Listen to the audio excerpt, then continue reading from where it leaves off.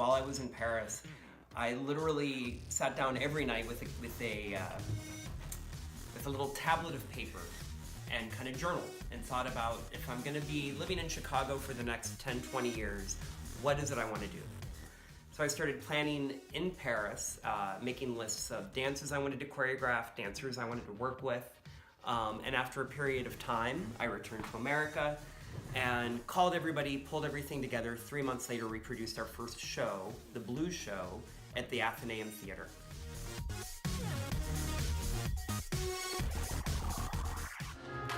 From the very beginning, I was very interested in the capacity of tap dance to tell stories. I felt like tap dance had a unique potential to leverage music, rhythm, movement, theatrical elements to tell stories in a unique way, and potentially in a way that people might find meaningful and relevant to them than if you told a story a traditional way, using traditional theater elements.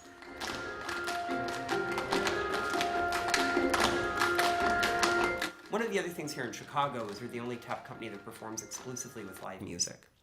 I grew up tap dancing in jazz clubs in Kansas City, and it was incredibly important to me that marriage between tap dance and live music be key to us.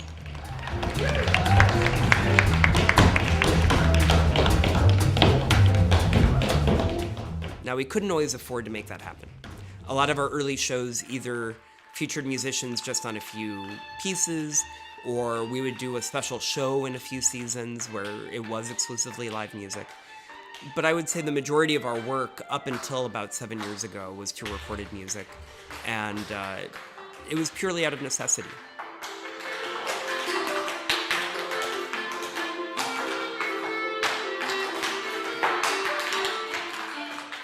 About 10 years ago, I get a phone call out of the blue, and they say, we have a band coming to the recording studio tomorrow. They have requested a tap dancer to come play on a track, and we know that you've worked with live musicians, we know that you have a jazz background. Would you be interested in doing it? And I said, of course. I was very pleasantly surprised when they said that the band you'll be performing with is the Polyphonic Spree. At that point, they were a fairly well-known band, especially in alternative music circles and college circles. So I went to the studio. It was recorded at Steve Albini's studio, which is kind of an iconic recording space in Chicago, and got to work with the band leader, Tim. He talked me through the song and got to record with them, which was a real thrill. What was even more exciting is about 6 months later, I find out that they're going to be one of the headliners for Lollapalooza. Soon after, they reached out and said, hey, would you consider coming and performing that song with us live? And I said, that's great, but how would you feel about 10 dancers coming and performing with you live? And Tim responded, oh my gosh, that'd be even more amazing. So sure enough, that day of Lollapalooza, we had our backstage passes. We got to perform in front of roughly 25,000 to 30,000 people, which is the biggest audience we've ever performed for at one time.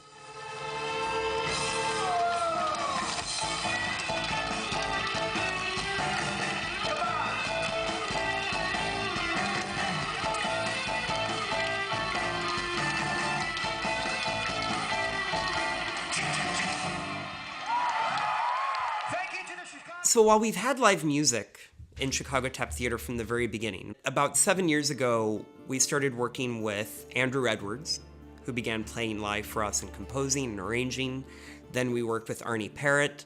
And then about 5 years ago, we found Kurt Schweitz, who has really taken the integration of live music and tap dance into a new level and allowed us to spread our wings. He's allowed us to make that connection between the music and the tap even more explicit.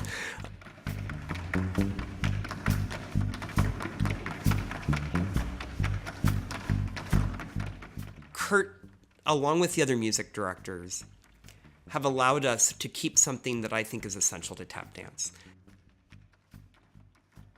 When you're growing up, you have this vision that the way a dance company works is that the choreographer comes in, he or she tells everybody where to go, what to do, and that's the end of the day.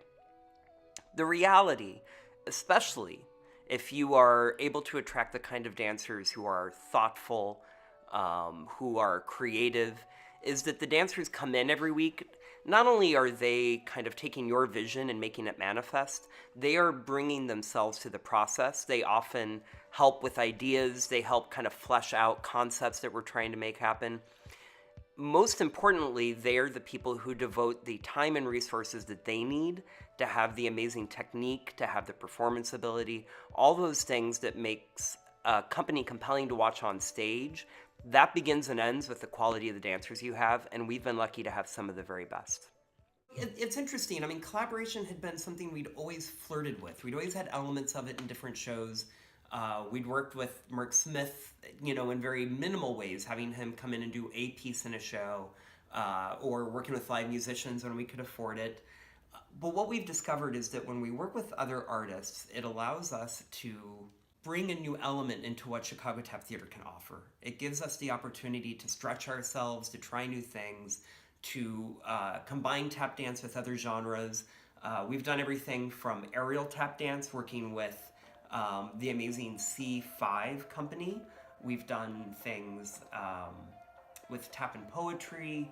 Not only does it create a better product, but it's more fun. And I think that really has become more obvious in the story shows, where 5 years ago we started working with a director. And what the director brings to the story show is a different eye, right? They're looking at the show from a purely dramatic standpoint and from a purely storytelling standpoint. And it allows me as the choreographer to really focus more on what I'm very invested in, which is the connection of the music and the tap dancing, and allows me to step back and really inhabit a character in a different way, because I have somebody helping me develop that.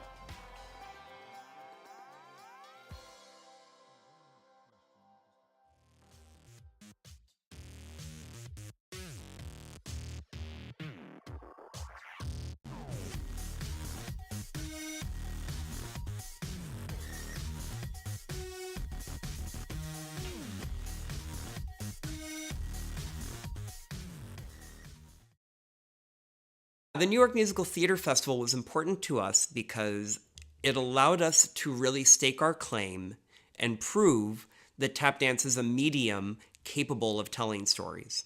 New York Musical Theater Festival has been a way for new and untested musicals to kind of get in front of the public, get in front of the press, and historically had featured pretty exclusively on traditional musical theater. And the fact that they invited us and wanted us to come bring our take on musical theater, telling it not through spoken word and song, but through tap dance and expressivity and movement, I think really gave us a stake of validity, that what we were doing was actually working, it made sense, that people understood it and appreciated it and thought that it was important. The 2015-2016 season was important to us because it really was the season where I feel like we took a major step towards becoming the company we always knew we could be. We had a story show that I think for the first time really proved that a story show could move people. We had done story shows people thought were cool, they were fun, they were engaging and entertaining. Time Steps was the first story show we did where it really changed some people because of the nature of the show. It was about dealing with grief and regret and loss. And we would have people come up to us after the show and relate to us stories of people they had lost and how the show made them think about that and how it made them reframe how they looked at the present and how important it was to do the things we want to do now so that we don't have to regret them later. In that same season, we did We Will Tap You, which was our first really full-scale, huge pride show, all to the music of Queen. And again, it was kind of a watershed show for us because we got to work with the Chicago Gay Men's Chorus, we got to work with the Lakeside Pride Freedom Marching Band, we got to work with Matt Robin, this amazing stunt bicyclist, and it helped prove to Chicago, A, how necessary a large-scale theatrical event tied to LGBTQIA pride is, as well as the fact that Chicago Tap Theater has a unique capacity to bring organizations and people together and pull off a rather large-scale show. Again, the act closer, the first act closer of We Will Tap You, was Somebody to Love. And we performed it with the Chicago Gay Men's Chorus. It wasn't too long after the Pulse nightclub shooting, and I think there was a lot of raw feelings going on. When we did that piece, the audience was lit up just enough that we could see people in the audience wiping away tears. I think dancers on the stage and some of the choir members were wiping away tears. It just felt like we were really doing something meaningful, necessary, and important, and that we were bringing people together, bringing communities together. And that has since become a very central tenet of what we do. So 2015, 2016, not only was it really worthwhile and fun to create both Time Steps and We Will Tap You, but we were recognized for both shows. We Will Tap You was recognized for the top 10 dance events of the year by Windy City Media and the Chicago Tribune, and Time Steps was recognized as top 10 dance events of the year by See Chicago Dance and the Chicago Sun-Times. Even cooler, critics around the country nominate productions, and then the readers of Dance Magazine vote, and we ended up winning Best New Production of 2016. After starting the company, we'd been around about 4 years, and we were looking for ways that we could do a better job of giving back to the community in which we're a part of. Originally, we donated tickets to amazing organizations, including the USO, Misericordia, but we wanted to do something deeper and really engage with the community and work with them on an ongoing basis. So about 9 years ago, I approached my amazing board of directors and said, I want to create a TAP program to bring TAP education to children that are deaf and hard of hearing. And I had a board member at that point who was a lawyer for Chicago Public Schools. She immediately said, I know the principal of the Alexander Graham Bell School. They have almost every child who is deaf or hard of hearing within the CPS district, and I can set up a meeting. So I met with her, we talked through things. Luckily, they were very receptive and open to the idea. And that very year, I started this program that we call Feel the Rhythm. 9 years later, we've educated a number of children in tap dance, basic proprioceptive abilities, the ability to stand on one foot, which was challenging for many of these kids, working on developing right and left differentiation, as well as, of course, developing rhythm. Even though these kids could feel the rhythm, they were never actually able to see themselves dance, and we felt that that was critically important. So last year we engaged in a fundraising campaign to raise money specifically to buy mirrors for the kids, and we were very lucky. We had 2 donors step right up and donate $1,000 each, and that together was enough to purchase the mirrors. And this year the kids benefited. We got to see them actually watch themselves dancing in the mirror. Every season during our gala gives what we call the Inspiration Award, and this goes to somebody who has really given us the inspiration that we need to continue doing what we do. These are people that could be other dance artists, they could be musicians. Last year we were very lucky. We were able to give the award to Mr. Ben Vereen, and we were lucky enough to have him in attendance for that ceremony. Maybe the coolest part of that is that we performed as part of the ceremony. He watched it and immediately invited us to open for him in his own show the next night. So that was quite an experience. So we're very happy to not only honor Kurt Schweitz with the Inspiration Award for being our music director and taking us to such great heights, we're also honoring Christy Kahns. And Christy Kahns is not only one of the greatest studio dance photographers working right now, but she has singularly defined what Chicago Tap Theater looks like to the public. Almost every poster that people have ever seen of us, every company photo, she is responsible for, and the visual aesthetic of our company, she has really created and defined and really helped establish the Chicago Tap Theater brand. I often tell people that if you're going to start a nonprofit organization, the one thing you have to have is a Jennifer. The only reason Chicago Tap Theater has been able to accomplish everything we've accomplished is that from day one, we have had responsible, capable business leadership from somebody who understood finance and how everything should work from the business angle. 5 years ago, she even went so far as to go back to school to get her MBA so that she could be an even better steward of Chicago Tap Theater.